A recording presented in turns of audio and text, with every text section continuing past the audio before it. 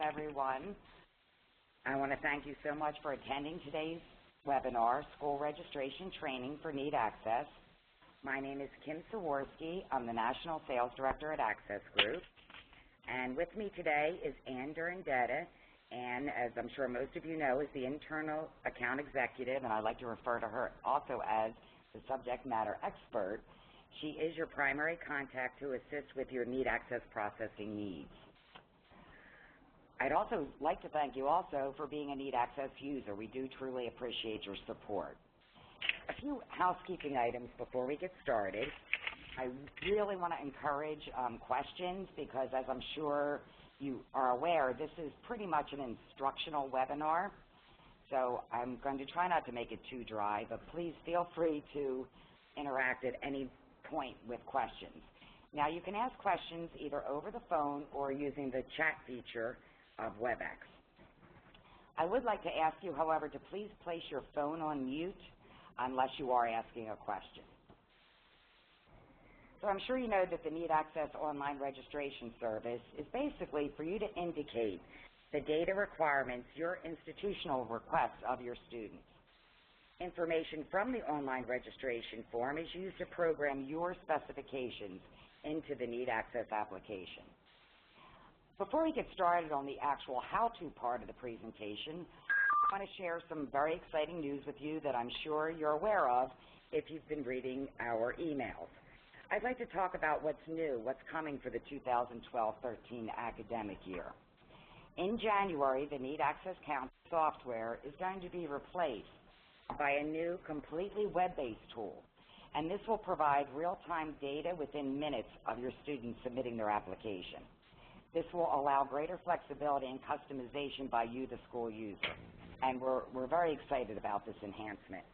I'm going to be talking a little bit later on, actually at the end of the presentation, what type of training we have planned for the new tool.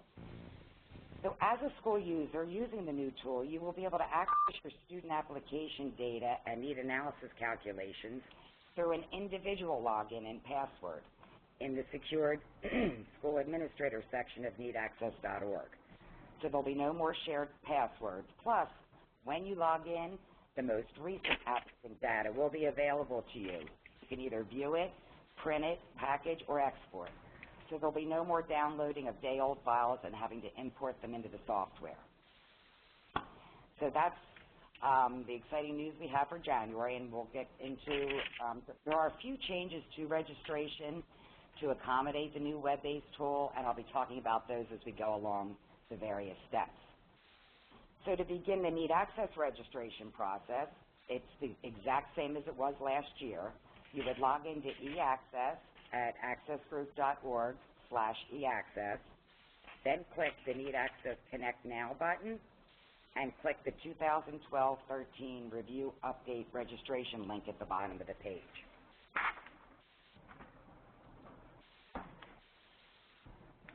So once you've logged in, you will see the first page of the Need Access school registration process, which is what you're seeing on the screen here. Now, if you're a returning school, the first thing you're going to notice as you're progressing through the registration is that your 2011-12 selections have pre-populated into the 2012-13 registration. So please carefully verify and review all of the pre-populated information. Now, on this first screen, if you are the primary contact for multiple Need Access schools, so in other words, if there's more than one school that uses Need Access within your university and you're the primary contact, on this page you'd be selecting the school name that you wish to register and click Register for 2012-13.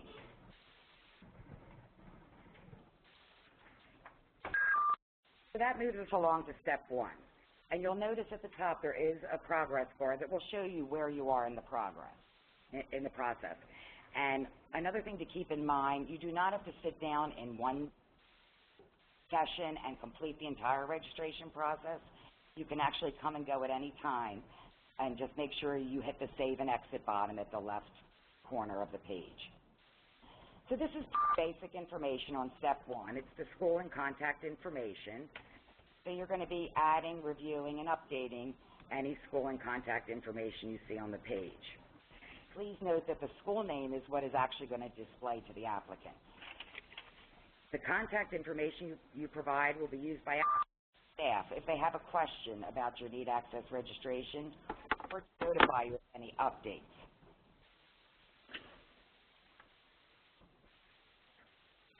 I will be stopping periodically to encourage questions, but not yet. Okay, now we progress to step 2, the school services option.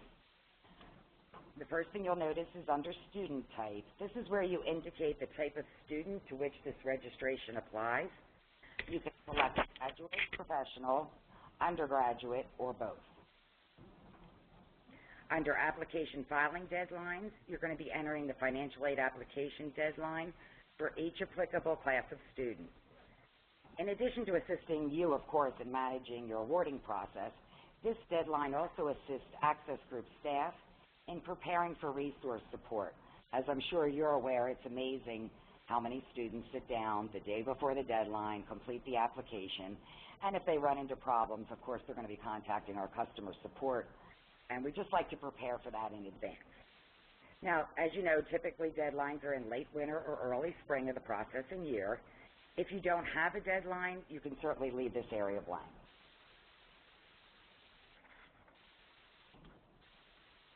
Okay, we're continuing under step 2 of the school services option, school payment of student application fee. Now, if you wish to pay the application fee on behalf of your students, this is where you would indicate for which student class you will be responsible. The next category is student age limit for collecting parents' data. Complete these fields only if you wish to collect parental data. Here you're entering the maximum age for each student class for which you will collect parental data on students. Now keep in mind that the application actually uses the student's age as of December 31st, 2012. And again, if you don't wish to collect parental information, you would be leaving this field blank. Now here's something, let me stop for a minute to see if there's any questions yet. So far we've basically been going over the simpler part of the registration. Do we have any questions? Actually, it's really a break for me to take a drink of water, but we will certainly entertain questions. Okay, the next section we're going to talk about is actually new for 2012-13. This is where you can require parental forms to be completed before a student can submit their application.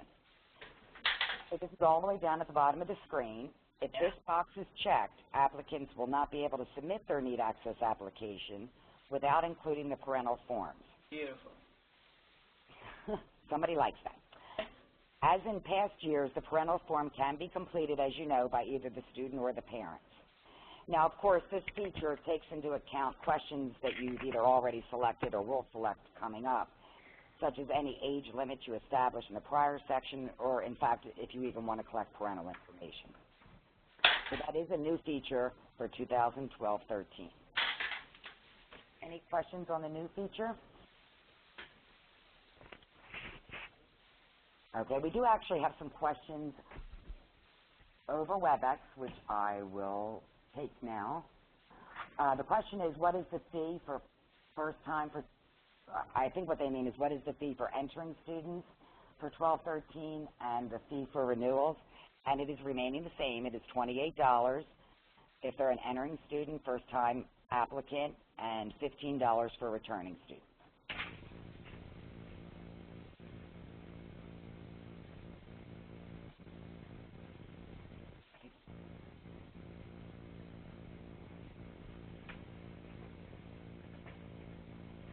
And we also have a question that we want parental information for all of our students. How do we do that? Well, that would come in the next section where you'd actually pick the parental questions. And if you want to ask all of the parental questions for all of the students, you basically select them all and then click for entering and returning. And I'll be showing you that as we're coming up.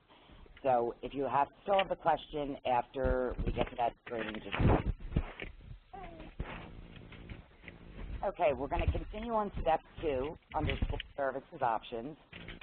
And again, another new feature for 2012-13, how we deal with application resubmissions.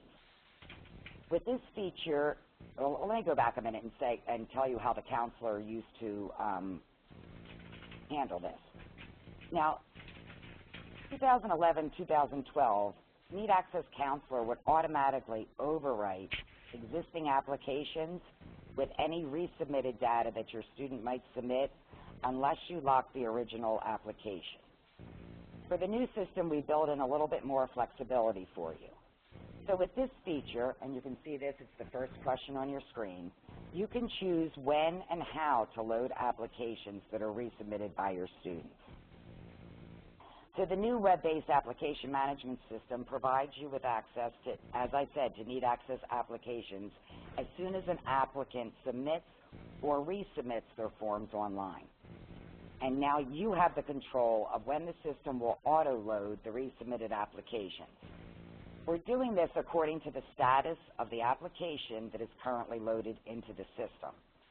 So as you can see, the status, hopefully you can see, the statuses listed on the screen are new, viewed, edited, and exported. They're fairly self-explanatory, but I'm going to explain them anyway. For new, an application would have that status if it's a brand new application and you have never viewed it, edited, or exported it. So you haven't done anything to it. You haven't even touched it. Now, once you go into that application and look around, it's going to change, that status is going to change to viewed. If you go into the application and you make any changes to the student supplied data, it's going to change to edited. If you export that application, it's going to change to exported. So what we're basically doing here is we are giving you the option to determine when resubmitted applications will overwrite the existing application based on this status. So the default setting, as you can see on this screen, is to automatically load resubmitted applications for applicants whose records you've not yet changed. So to accomplish this, that's why you see the new and viewed boxes already checked for you. So what this means is applications that are in a new or viewed status will allow the automatic loading of resubmitted applications. If you uncheck all boxes, no applications will automatically load. So at that point, you can choose to manually load a record each time a student resubmits information. If you check all 4 boxes, all resubmitted applications will load automatically and overwrite the existing application. This would be including any changes you have made. I know this is a totally new concept here, so are there any questions on this?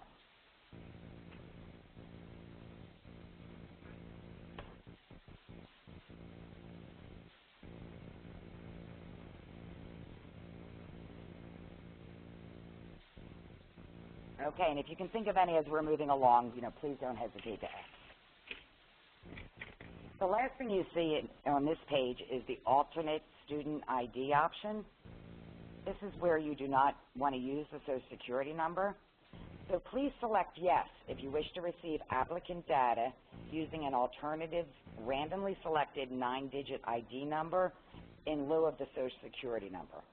Now, this alternative number, of course, is what will appear when the application is viewed on the new school administrator section of Need Access.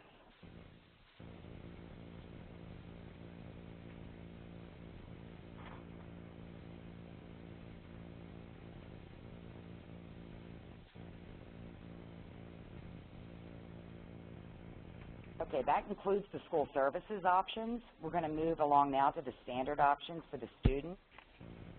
So this screen begins the process of selecting the standard categories of questions that you would like to ask of the student, parent, and non-custodial parent. And we begin with the student section, and there's 14 student categories.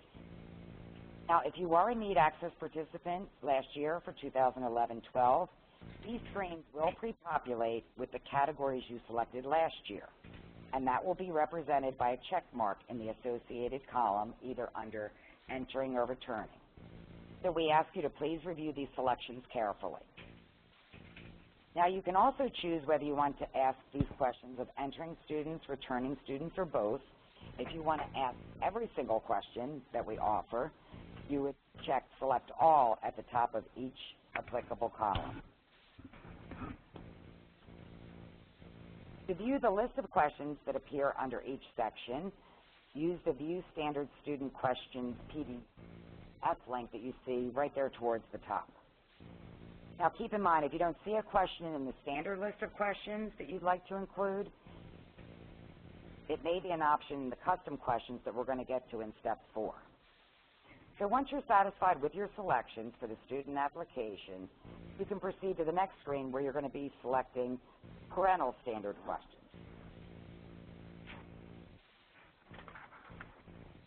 So we had a question, I want to ask parents parental information from all my students. This is basically where you would set that up. So similar to the previous screen, here you'll be selecting the standard question categories that you wish to ask of your students' parents. Now, if you have chosen not to require parental information, this screen should be left blank. And once again, the process is the same for parental questions as we just reviewed for the student question selection. So in the question that we had from an attendee, if you wanted to include all of the questions, you would select up at the top, All, for entering and returning students. And if I have not answered that question, please get back to us.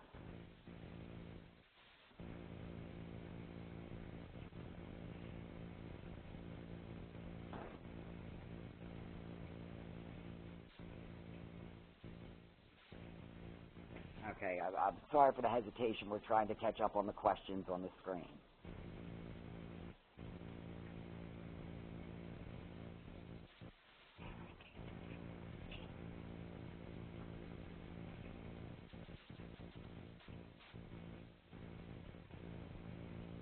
So this is the final section of the standard options, questions to be asked of the non-custodial parent. If you have chosen not to require parental information, this screen should be left blank. And once again, this process is the same as we viewed for both student and parental question selections. So once you're satisfied with your selection for the non-custodial parent application, the next screen, where you will begin the selection of custom questions.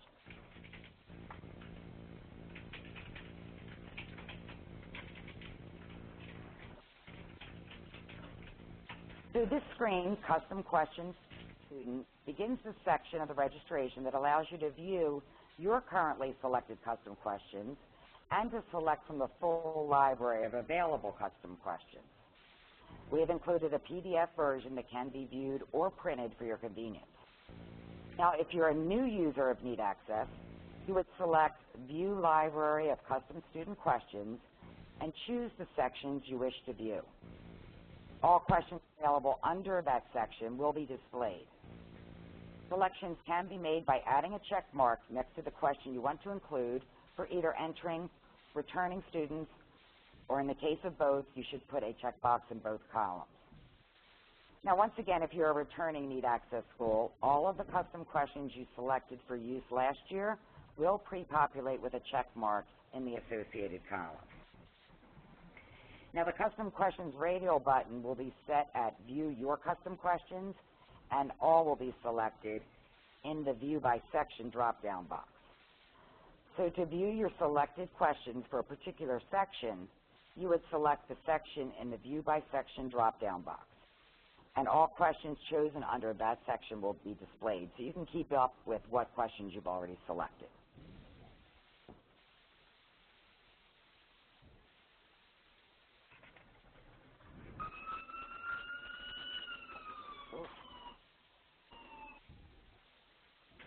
We heard some sirens there. Are there any questions?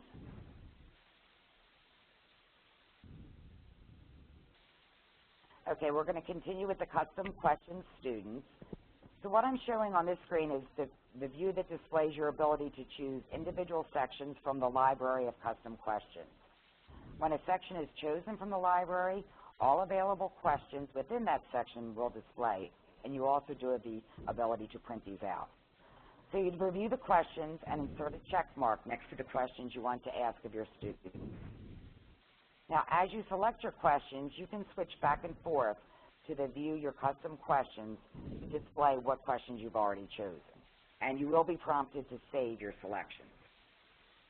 If you still don't see a question you'd like to include, you will have the opportunity to suggest a new custom question, and that's in Step 5, Add New Custom Question.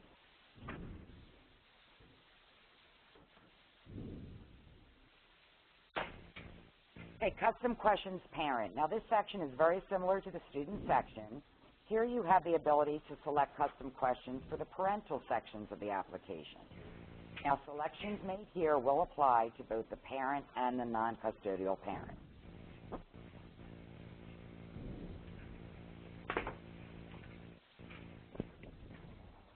Okay, now we're to the very exciting part, how to add a new custom question. So if you did not see a question that you wish to include as you were reviewing the and custom question option, this is your opportunity to create a new custom question. Custom questions can be submitted for either the student or parent application. Just one helpful hint for crafting questions that may be construed as a little bit sensitive in nature. The question must be specific as to why you are asking it. I'm going to give you a few examples. The first part of any such question should ask for an affirmative or negative response, either a yes or a no, to a specific question. An example would be, are you a female? Another example, are you a member of the Catholic religion? The second part of any such question should specify the institutional fund for which the applicant may qualify, such as in our example of, are you a female? That should be followed up with, female applicants may be considered for the Smith Fellowship. Similar, where you're asking, are you a member of the Catholic religion? That should be followed up with something to the effect of, Catholic applicants may be considered for the Archdiocese Fellowship. All submitted questions will be reviewed by Access Group, and you will receive a confirmation email when your new questions are approved. And as we're reviewing them, if we come across what we basically look for is duplicity. We check what you've submitted to the library of custom questions, make sure that it doesn't already exist. And we would also check, again, for those sensitive type of questions. And if we have any issues, we certainly call you and we walk through how we can phrase the question.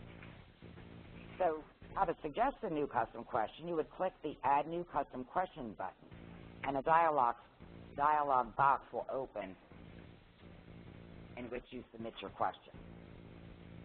So here is the Custom Questions Details dialog box, and the following fields need to be completed, and I'm going to explain them one at a time. The first one's the easy one, Custom Question. That's where you create the question you want to ask. Under Instructions, you should supply any additional instructions that will assist the applicant in answering the question.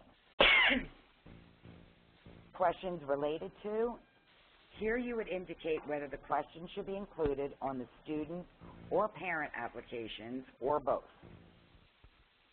Under Answer Type, you're going to indicate whether the answer should be supplied in free-form text or if answer choices will be provided in a list for the applicant to choose from. I always compare this to the essay part of the test and the multiple choice part of the test. Now, under possible answers, if you've chosen to supply a list for answer type, this is where you would list all possible answers separated by commas.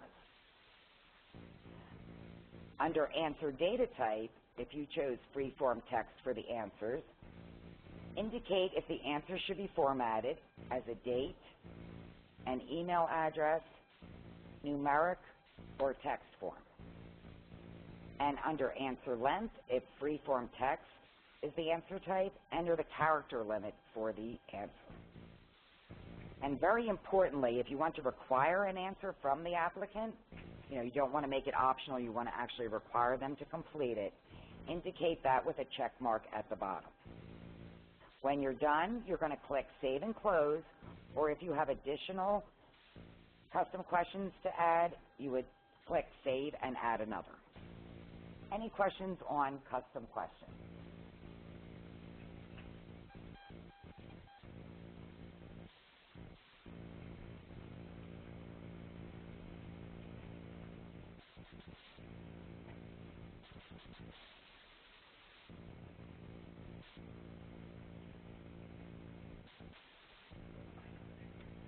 Okay, we did have a question via WebEx. will we be able to view all resubmitted applications in a batch before we decide to overwrite them? And you will be able to view, once you search, let's say you search, show me all my new applications, or show me all the applications that students have completed for the last week. Once that search results are returned, you will be able to sort on a resubmitted column, which will bring all the resubmitted applications up to the top. Then at that point, there will be a link where you're going to be able to view the differences between the applications before you decide whether to load that resubmitted application or not. I hope that answers your question. If not, write back to us or talk to us on the phone. Okay, so any questions on custom questions? All right. We're getting towards the end of the process. We're on step 6, message to applicants. This step allows you to select messages to display to your students after they submit their Need Access application.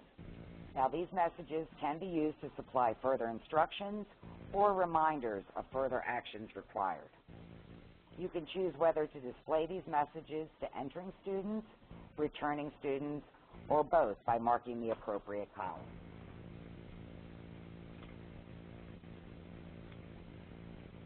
Well, congratulations. You've arrived at the final step to complete your 2012-13 Need Access registration.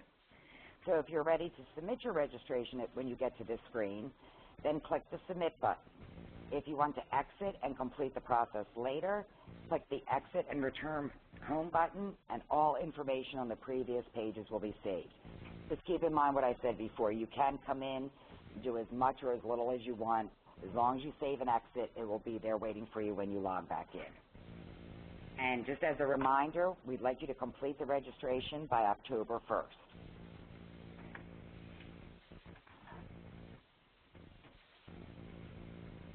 So the confirmation that your registration was received will be displayed on the school registration homepage with the date and the time of the last submission. You will also receive a confirmation email from us. Now, after submission, you can review and edit your registration at any time prior to the close of registration. Once registration is closed, you will only be able to view your submission. And regarding custom questions, if you submitted any custom questions, you will receive a confirmation email once your questions are reviewed and approved.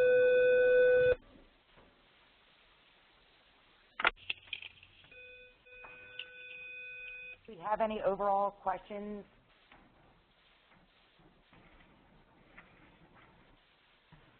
We are all so quiet. Oh, I heard a giggle. Well, it's me, Laverne. Laverne. I'm still trying to work with my silly phone here. Anyway, because I wasn't sure if you could hear me or if I was on mute. But I do have a question, and I put it in the WebEx. But anyway, the question is, I'm the one who's jumping for joy about the option to now select parent information must be required before submitting. But it also just dawned on me that if I have a special circumstance where a student, for whatever reason, does not have parent information, but I still want them to complete it, how do I get the student to override that option if I put that there? I'm looking at Ann with a pleading face. Okay. And Laverne, I'm sorry, I was typing as fast as I could. I was not keeping up very well in my first panelist job. You're working, you're typing, I'm trying to work my phone. We're on the same page. If you check the parental data required box yes. this year in that first screen, then if the student has a deceased parent or one of those types sure. of parental statuses, obviously we've accommodated that. But otherwise, the student will be, whoever's filling out the form will yes. be expected to enter data of some sort for okay. all required fields. Yes. We don't have something built in where you could call us and say, hi, this particular student's divorced father is refusing data, override it. You have to put in something. Now, it can be all zeros or space fillers. I hear you. Got you. Okay. Okay, good. That's clear instruction. So you put something in so I could move forward.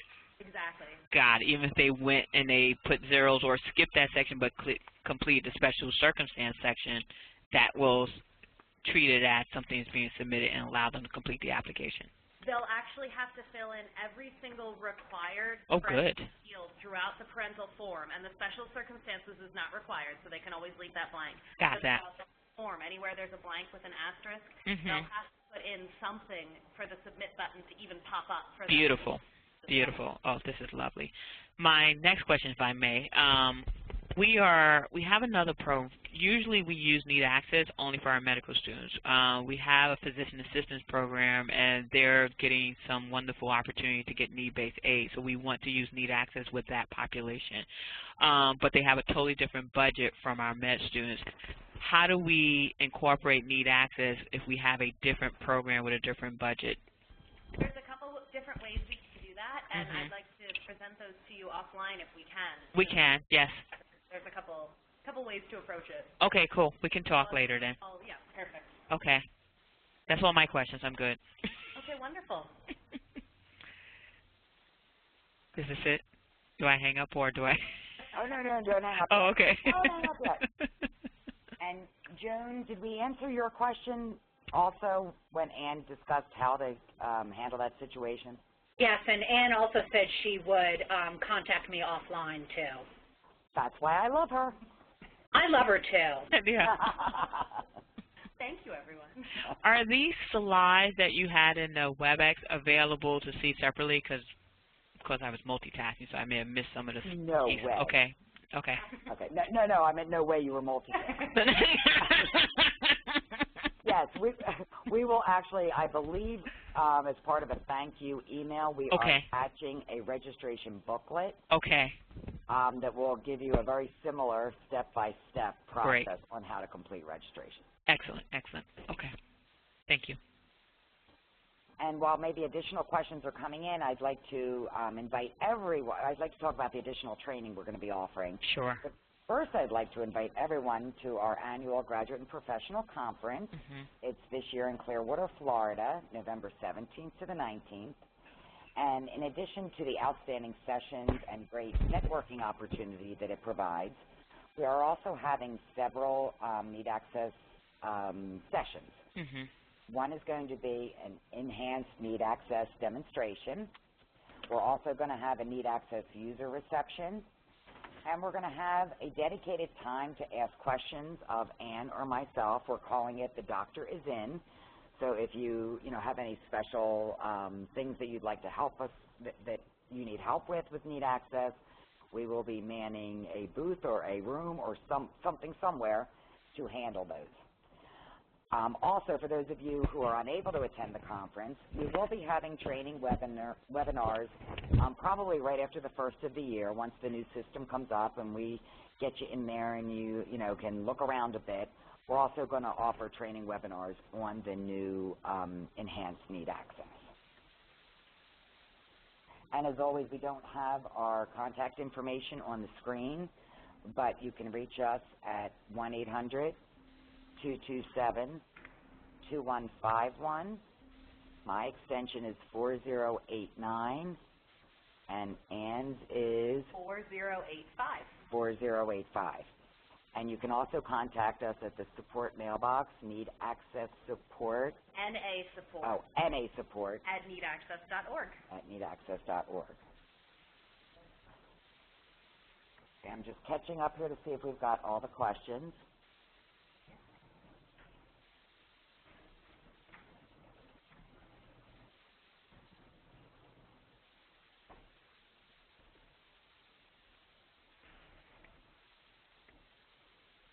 And I have a reminder from an Access Group staff that's attending the webinar to tell you that the registration instruction booklet will also be available online by early next week. Oh, the powers of WebEx. Are there any other additional questions?